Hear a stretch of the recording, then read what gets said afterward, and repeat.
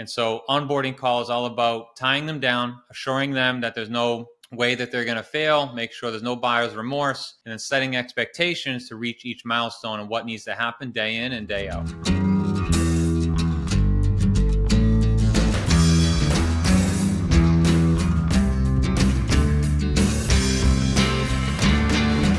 Welcome to another $4 million strategies. Today, our topic is how to onboard people the best way. We have our guest, Michaelangelo Gerardi of NextGen CEOs.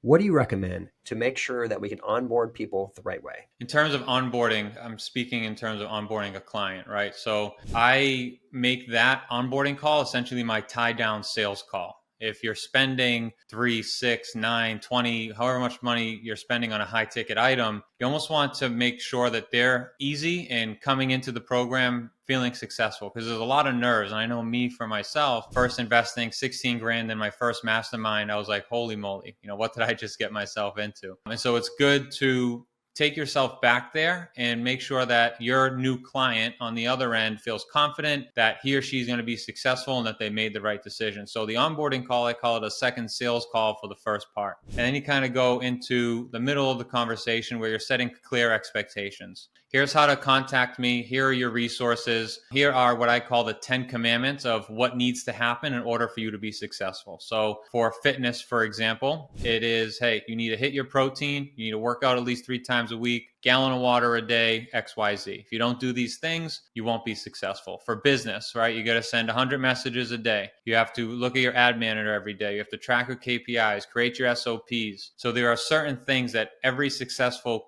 student or client that comes through my program has to do. And over time, I've realized and been able to pick what's the most important. And I go over those on my onboarding so that the client knows how to reach each milestone, whether it's a certain revenue or a certain weight they're trying to hit. They know the pathway to get there. And that's essentially what I want my latter half of the onboarding calls to be, is talking about, hey, each milestone, the 10K a month mark, the 20K a month mark, the 30K, your first hire, and what are the steps and the stepping stones in between each flag or touchdown, let's say, for you to get there. And when you paint a really clear picture, it helps them on the other side. And even sometimes on the onboarding call, we'll work backwards. So if you want to make $1 million a year, how much is that a month? How much is that a week? How much is that a day? Okay, in order for you to make this a day, what needs to happen? And so onboarding call is all about tying them down, assuring them that there's no way that they're going to fail, make sure there's no buyer's remorse, and then setting expectations to reach each milestone and what needs to happen day in and day out.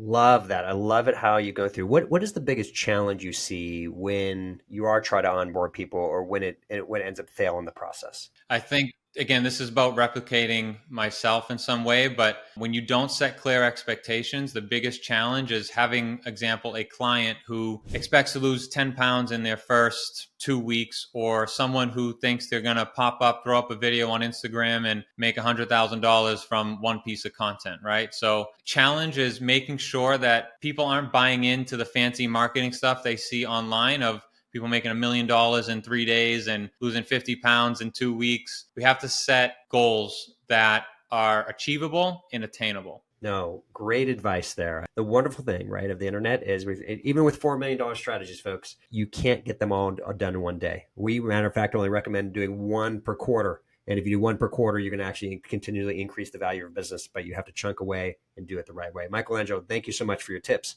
on best practices for onboarding people. Thanks for having me.